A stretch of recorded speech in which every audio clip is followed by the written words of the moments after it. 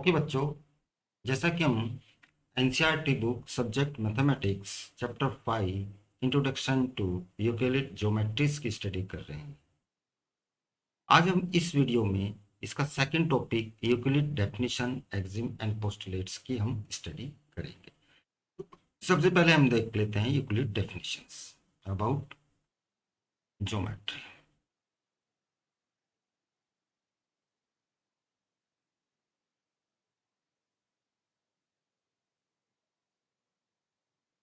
Definition of geometry वहां तो हमने बता ही दिया था, मेजरिंग ऑफ द लैंड, लेकिन इसने इसकी क्या डेफिनेशंस थी वो हम देख लेते। एक्चुअली अगर हम बात करें जब यूक्लिड्स जो अपनी बुक लिख रहा था या इसकी स्टडी कर रहा था, उस टाइम के अंदर और भी जो जो ग्रीक मैथमेटिशियन थे, वो ये सोचते थे कि जो ज्योमेट्री जो है ये इस वर्ल्ड का एब्स्ट्रैक्ट मॉडल है। वो इस वर्ड को एब्स्ट्रैक्ट मॉडल के फॉर्म में ज्योमेट्री को सोचा करते थे। इसीलिए उसने उन्होंने क्या किया कि इस वर्ड्स में जो भी चीज है अपने उस एब्स्ट्रैक्ट मॉडल्स में, उस मॉडल्स के अंदर उन चीजों को किसी ना किसी रूप के द्वारा प्रदर्शित किया। जैसे उन्होंने जो है लाइन के लाइन, पॉइंट, प्लेन, इसको इस तरह के उन्होंने अपने मार्क्स उसके अंदर बना लिए। इस तरह के उन्होंने नोटेशन उन्होंने बना लिए। ठीक है, वो इस तरह अपने उस एब्स्ट्रैक्ट मॉडल में ये सब कुछ शो किया। ठीक है, तो उन्होंने क्या किया कि जो उन्होंने जो स्टडी किया वो स्पेस की और उस सॉलिड की जो स्पेस में अवेलेबल उन्हीं की स्टडी की।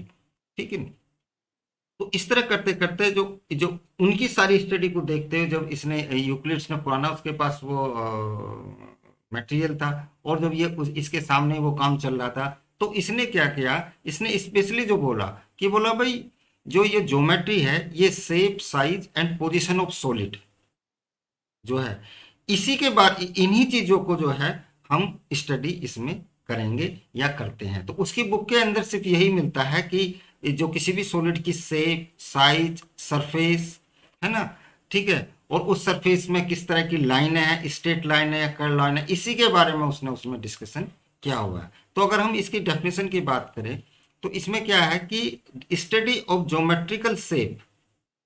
अब ज्योमेट्रिकल शेप किस टाइप के लिए, उसने both plane shape and solid shape. अब उन शेपों को and the relationship between the shape in term of line, points and surface. तो जो उसने जो वो आपकी जो शेप ली थी, जो प्लेन शेप ली थी या सॉलिड शेप ली थी, उनके जो अंदर जो उनके जो शेप के जो उनमें जो रिलेशन उसने बनाया किसके फॉर्म में, लाइन, पॉइंट्स एंड सरफेस के फॉर्म में उसने जो रिलेशन बना करके जो है अपनी ज्योमेट्री को तैयार किया। तो मैं डेफिनेशन लिख देता हूँ। Study of,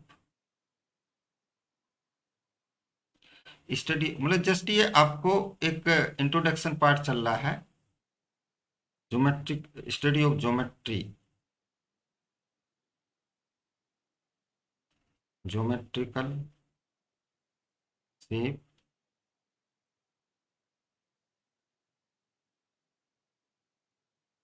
both plane shape and solid shape, plane shape and solid shape, दो तरह की शेप होंगे ना, सॉलिड शेप एंड द, यानी उसने जो स्टडी किया किसके से किया, बहुत प्लेन शेप की एंड सॉलिड स्पेस की, इसके साथ साथ and relationship between this shape,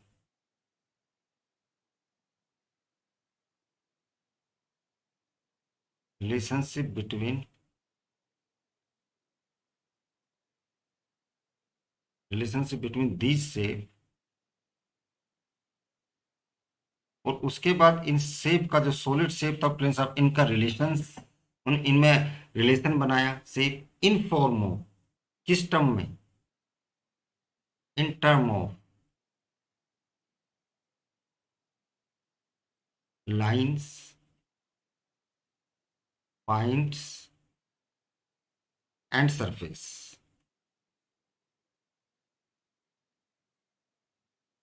is called Euclid geometry.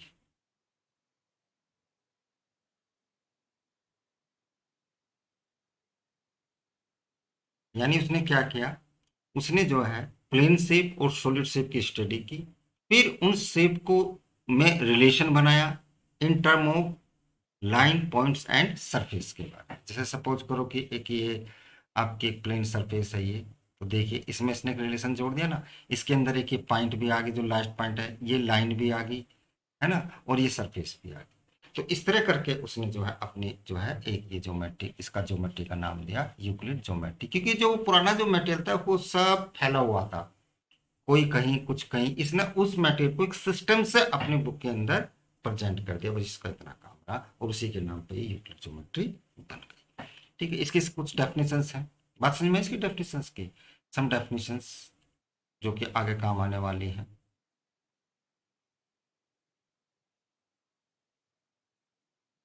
सबसे पहला है कि यह पॉइंट क्या होता है। आपने पॉइंट सुना होगा, पॉइंट का पता तो है, मगर इसकी डेफिनेशन क्या है। Point is that which has no part, का कोई पार्ट नहीं होता, ये इसकी डेफिनेशन। कोई पूछे पॉइंट क्या होता है, what is point, point is that which has no part. बोला सर कैसे, ये पॉइंट लगाया आपने, इसका कोई पार्ट है, ये पॉइंट है, इसका कोई पार्ट है, कोई पार्ट ही नहीं है। ठीक है जी। Second, line, breathless length is called the line, जिसकी कोई मोटाई ना हो, कोई मोटाई इसकी काउंट नहीं होती। ठीक है, ब्रीथलेस, ब्रीथ लेस लेंथ, कोई उसकी मोटाई नहीं। ब्रीथनेस लेंथ इज कॉल्ड, लाइन। जैसे सपोज को मैंने बोला कि क्या ये लाइन है, नहीं ये लाइन नहीं है, क्योंकि इसके अंदर ये इसकी मोटाई आ गई। ठीक है, ये लाइन है, ये लाइन है, ये लाइन है, ये लाइन है, ये लाइन है, ये लाइन है, ये लाइन है, ठीक है, लेकिन ये लाइन नहीं। थर्ड,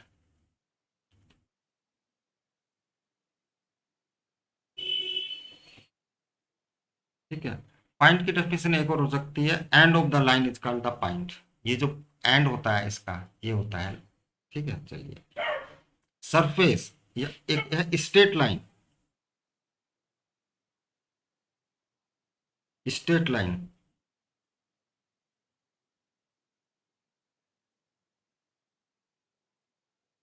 स्ट्रेट लाइन क्या, it is a line which lies, मतलब कि जो एक ऐसा फिगर जो अपने ऊपर स्थित सभी बिंदुओं पर समान रूप से स्थित, समान रूप में स्थित होती है, यानी कि it is a line which lies evenly with the point on itself, जो अपने आप भी पॉइंट पे होते, पॉइंट उसके अंदर होता है और वो पॉइंट के ऊपर भी होती है।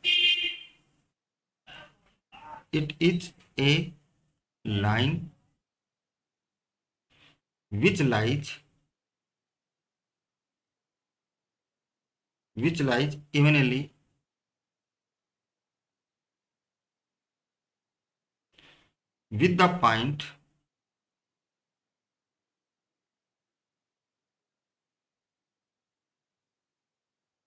with the point on itself,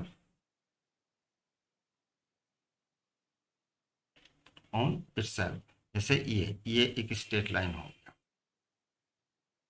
इसके ऊपर पॉइंट भी होंगे और पॉइंट इसके नीचे भी होंगे और इक्वल उस पर होंगे ये बिल्कुल। ठीक है, तो ये कहलाती है आपकी स्ट्रेट लाइन। डेफिनेशन को जस्ट एक बार रीड आउट करना है ताकि पता रहे। सरफेस, ये क्या होती है, देख के तो बता ही दोगे कि ये स्ट्रेट लाइन है कैसी लाइन है। ठीक है, surface, it is that which has length and breadth, देखिए अभी आगे, it is that which has length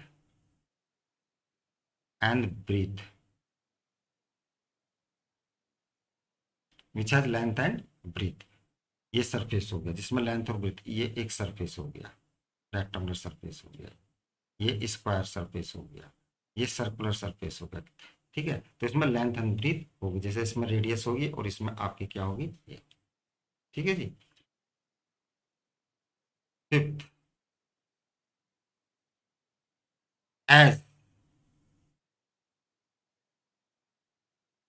as of surface is line, ये लाइन है, इस सरफेस की जो लाइन है ये एज कहलाती है।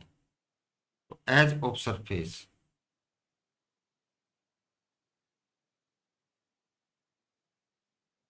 Edge of surface is called edge, यानी ये कहलाती है, अगर मैं ये एक सरफेस बना दूं ये वाली आपकी, तो ये जो कहलाती है, ये जितनी भी है ये एज कहलाती है।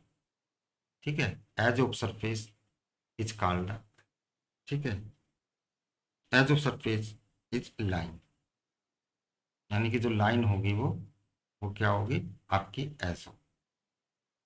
Six, plane surface the surface which lies evenly with the straight line on itself. ठीक है, plane surface, it is the surface,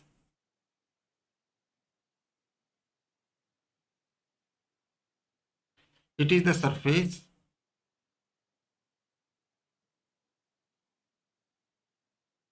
which lies evenly with the straight line,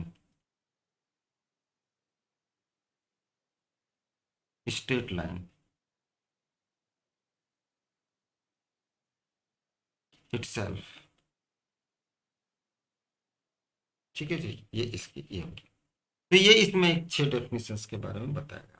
इसमें दूसरा एक चीज बताया गया कि आपका सॉलिड सरफेस लाइन और पॉइंट में क्या रिलेशन है। मैं इसको रब अप कर देता हूँ, ये बड़ा ही अ, देखो ये एक इंटरेस्टिंग है, relationship between solid surface line, solid surface line और पॉइंट, इनमें क्या रिलेशन है, यानी ये रिलेशन क्या है इनमें। देखिए ये होता है 3D, इसमें से एक कम कर दिया ये हो जाएगा 2D, इसमें से एक डी और कम कर दिया हो जाएगा ये हो गया 1D, और इसमें से एक और कम कर दिया ये हो जाएगा 0D, जीरो, इसकी कोई डायमेंशन नहीं है। ठीक है, तो ये 3D, एक माइनस कर दो 2D, एक माइनस, अगर 3D में से एक डी माइनस कर दिया तो बन जाएगी सरफेस, इसमें से एक डी और कम कर दिया तो बन जाएगी लाइन, और इसमें से एक डी और कम कर दिया बन जाएगा पॉइंट। ये इसमें रिलेशन, बात समझ में आई कि नहीं। चलिए, अब हम देखते हैं कि जो इसका है, इसके अंदर जो मेन चीज है, ये चीज तो आपने पढ़ा होगा 6, 7, 8 में, इसलिए है, पढ़ा ये भी होगा जो अभी ये मैं टॉपिक ले रहा हूँ। ठीक है, यानी एग्जाम एंड पोस्टुलेट्स, एक्सिम्स, लेकिन इसके बारे में हम पढ़ते तो हैं बट पता नहीं हो पाता कि ये होती क्या चीज। आज इसको क्लियर कर लो, एक्सिम्स एंड पोस्टुलेट्स। सबसे पहले बताएंगे एक्सिम्स क्या होता क्या है कि यूक्लिड्स ने कुछ प्रॉपर्टीज को एज्यूम किया जो बिल्कुल एकदम ट्रुथ है, जो कि जिनको प्रूव नहीं कर सकते हम, लेकिन यूनिवर्सल ट्रुथ है। ठीक है, मैं पहले इसको बताया था, यानी यूक्लिड ने क्या किया, Euclid assume certain property which were not to be proved, जो प्रूव नहीं की जा सकती थी। ठीक है, और दी ये वो जो एजम्पशन थे जो उसने एज्यूम किया वो यूनिवर्सली ट्रुथ थे। तो Euclid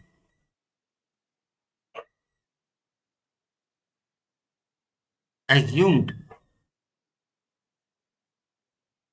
certain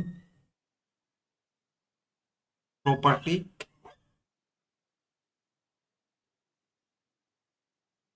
which were not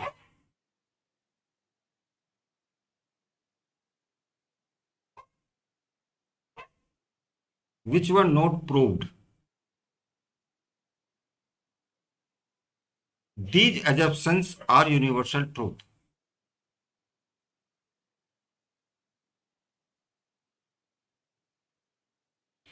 These assumptions are universal truth.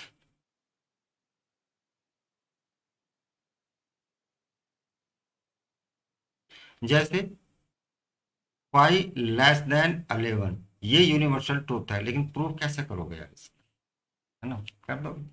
ठीक है, तो जो ये कुछ एजप्शंस, कुछ एजप्शन उन्होंने जो कंसिडर किए, ठीक है, जो यूनिवर्सल ट्रूथ थे, ठीक है, और उसने उन एजप्शंस को दो भागों में डिवाइड किया।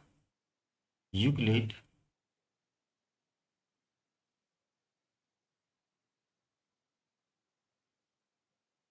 यूक्लिड्स डिवाइड them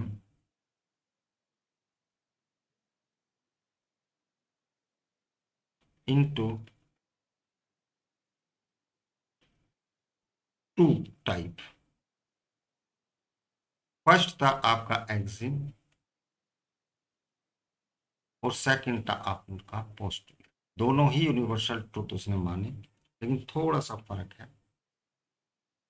वो जो यूनि एक्सिम्स था वो सभी जगह यूज हो रहे थे, पोस्टुलेट्स कुछ सर्टेन जगह यूज हो रहे थे।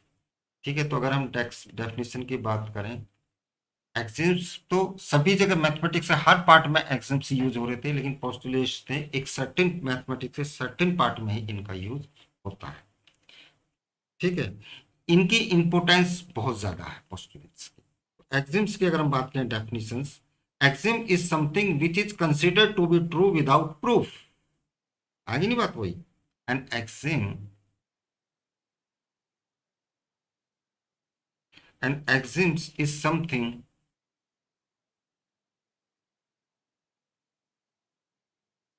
which is considered to be which is considered to be true, considered to be true, true without proof,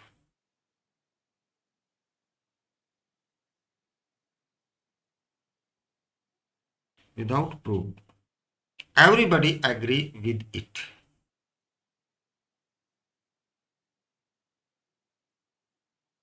Everybody agree with it.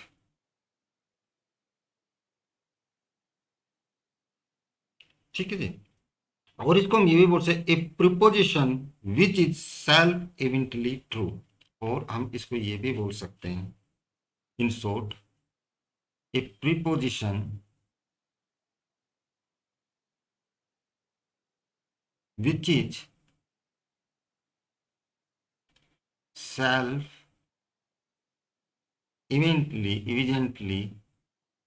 evidently true. ठीक है, तो ये कहलाता है एक्सिम्स। बात समझ में? जैसे सपोज करो अभी ऊपर का जो मैंने एग्जांपल दिया, 2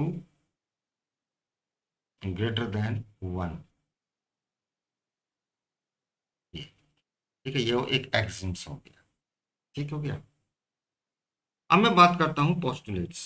ठीक है, ये ये सभी जगह यूज होता है। ठीक है, this assumption is use throughout mathematics. This assumption यानी axioms is used throughout mathematics, throughout maths, सभी जगह यूज होता है। पोस्टुलेट्स एक तरह से ये एक्सिम ही है, इसमें कोई वो नहीं है। ठीक है, डेफिनेशन है which is the postulate are those which is self evidently true but it is used in a certain field. ठीक है, it is used in specific field. ठीक है, तो पोस्टुलेट्स की जो डेफिनेशन है बिल्कुल वही होगी। Postulates is same as axiom and postulate is something which is consider be true without proof, बिल्कुल ठीक बात है, but it is used in specific field, ये सभी जगह यूज नहीं होता, यही इसमें केवल डिफरेंस है। And it is higher significance,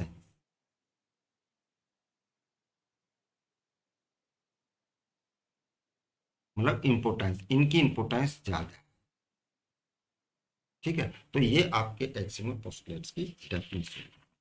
अब हम जो है यूक्लिड के एक्सिम्स, उसने क्या क्या एक्सिम्स हैं, बहुत काफी एक्सिम्स उसके अंदर है, लेकिन यहाँ पे आपके जो कोर्स में उसने 7 एक्सिम्स के बारे में बताया गया है जो यूक्लिड्स ने यूज किए थे। तो डेफिनेशन की बात करी, मैंने समझा दिया क्या होता है ये। ठीक है जी, अब मैं आपको इसके कौन कौन से वो थे ये बता देता हूँ। 7 एक्सिम्स।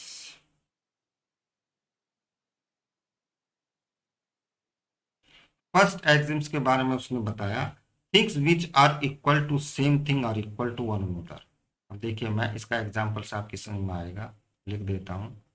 थिंग्स, वैसे तो उसमें आप किताब में सब मिल जाएगा, which are equal to be to same thing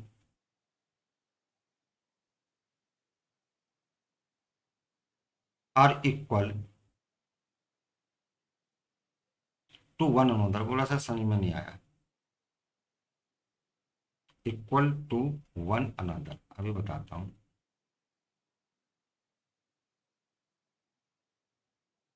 suppose करो कि ए बी एक लाइन है, is equal to C D is equal to 10। दूसरी एक लाइन और है कि A B is equal to P Q is equal to 10, यानी ए बी बराबर C D is equal to 10, A B is equal to P Q is equal 10। तो आपको इन दोनों के रिलेशन से ये पता लगता है कि C D is equal to P Q, ये ऊपर का मतलब है। यानी things which are equal, things which are equal to the same things are equal to the one another. अगर ये दोनों इक्वल हैं तो ये भी आपस में इक्वल होंगे। ये आप उसने फर्स्ट एक्सिम्स किया था। Second, if equal are added to equal the whole are equal. कोई बड़ी बात नहीं है। If equal are added to equal the whole are equal.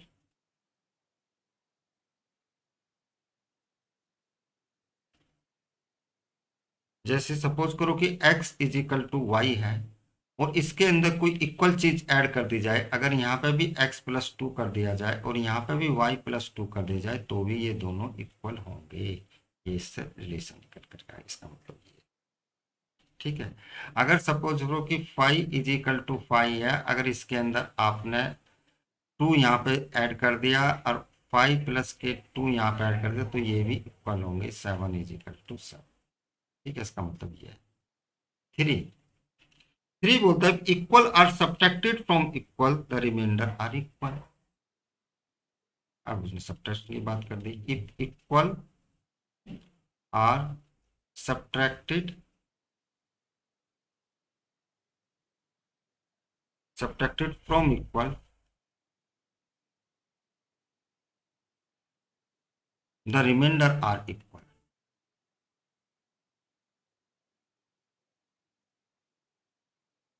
The remainder are equal. Suppose करो कि ये दे रखा x is equal to Y, और इसमें से आपने दो सब्ट्रैक्ट यहाँ कर दिया और दो भी यहाँ सब्ट्रैक्ट, तो भी ये आपस में इक्वल होंगे। इसका मतलब ये है, समझ गए होंगे। Fourth, things which coincide with one another are equal to the one another. Things जो कोइंसाइड करते हैं, things which coincide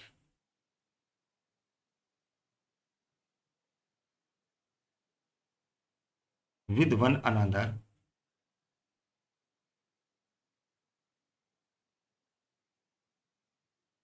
with one another are equal to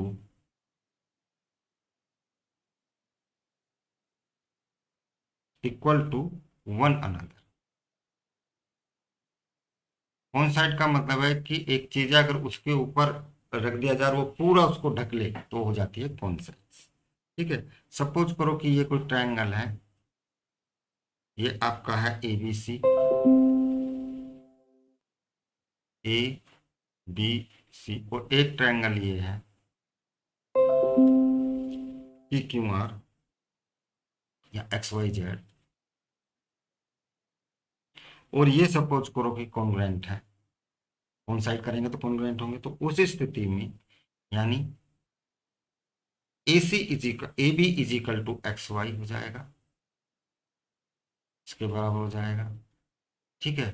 BC is equal to आपका YZ हो जाएगा, और आपका CA इजिकल टू ZX हो जाएगा।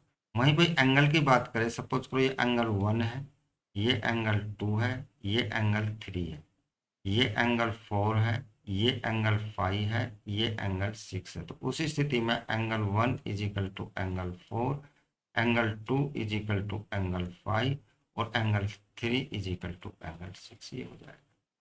फिफ्थ देखिए क्या बोलता है, whole is greater than part.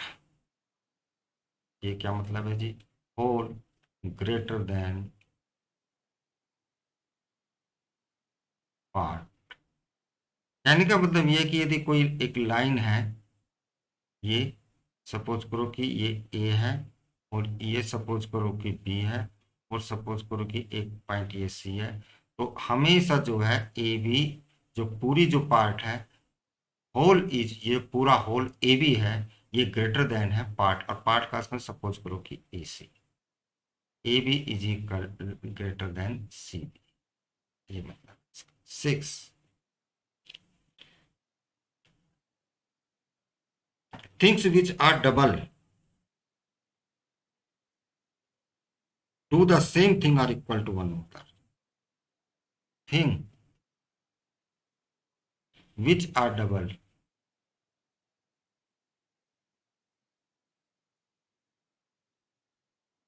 which are double of same thing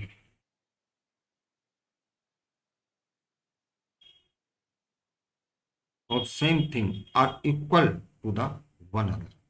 Same thing are equal to one another. One another. Suppose करो कि इसका मतलब यह है, मैं दोबारा फिर पढ़ देता हूं। थिंग्स विच आर डबल, अगर मैं सपोज करो कि दो चीजें इक्वल है, इनको डबल कर दूं तो वो भी इक्वल होंगे। डबल बोथ साइड करो,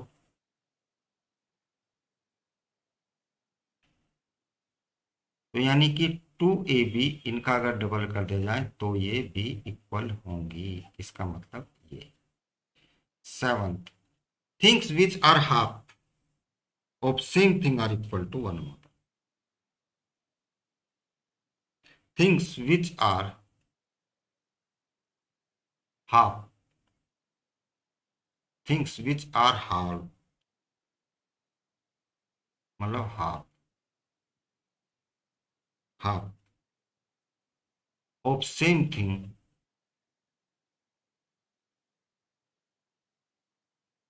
are equal to one another.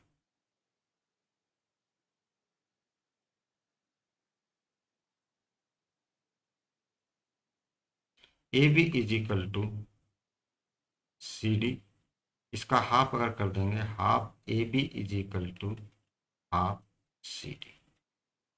तो इसके टोटल इस तरह के जो है आपके 7 एग्जीबिशन बताए हैं, जो कि ये बिल्कुल एकदम प्रूफ करने की आवश्यकता इनमें है नहीं। ठीक है। तो इस तरह करके हमने इसके 7 एग्जिम्स हमने खत्म की। अब इसके अंदर 5 पोस्टुलेट्स और हैं जो कि हम नेक्स्ट वीडियो में इसको जानने का प्रयास करेंगे, क्योंकि वीडियो ऑलरेडी बड़ी हो गई है। ठीक है। तो चलिए बच्चों, इस वीडियो को यहीं फिनिश करते हैं। नेक्स्ट वीडियो के अंदर हम जो है यूक्लिड्स की 5 पोस्टुलेट्स के बारे में हम स्टडी करेंगे, और दूसरा उसके अंदर जो एक थर्ड टॉपिक्स जो है आपका, जो उसमें फिफ्थ पोस्टुलेट्स है, वो थोड़ा सा एक कॉम्प्लिकेसी है, उसको इजी फॉर्म में कैसे हम करेंगे हम तब बताएंगे। ओके बच्चों, थैंक यू।